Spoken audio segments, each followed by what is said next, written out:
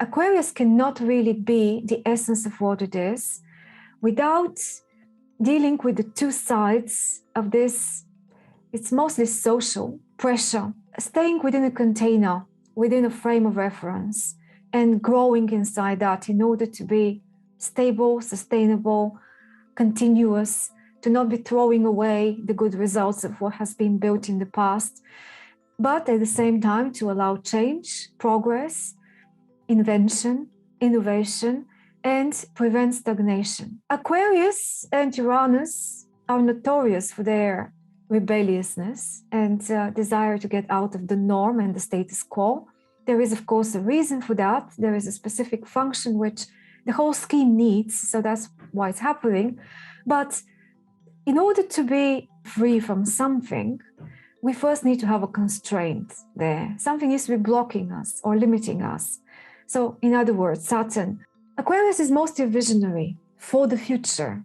And when it feels constrained or frustrated by the state of affairs of common life, the way they have reached their culmination, it is usually because it feels like the moment has come for something to break the mold and to help us move on to the next step in the way, if we imagine it as a spiral movement. If we always repeat the same customs and the same ways things are being done, obviously at some point they would become irrelevant, suffocating, and oppressive.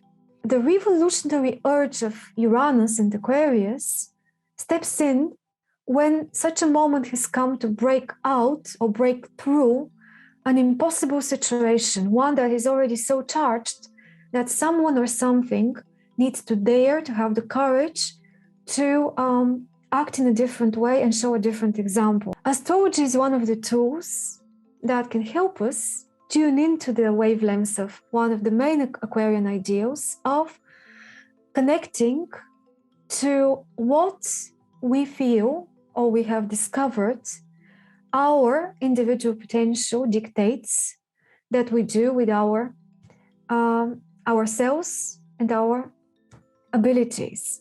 But at the same time, you need the social context, because without it, there's really no point. Aquarians feel like there is no point living even, and that's not an exaggeration, if there isn't a particular social cause or something to be contributing to as an individual, together with other equal individuals, in which it can participate. This sign tends to struggle expressing its own feelings, as there is a bit of a secret there that actually it is quite embarrassed by emotional displays. For this particular sign, friendship is so much more natural than intimacy.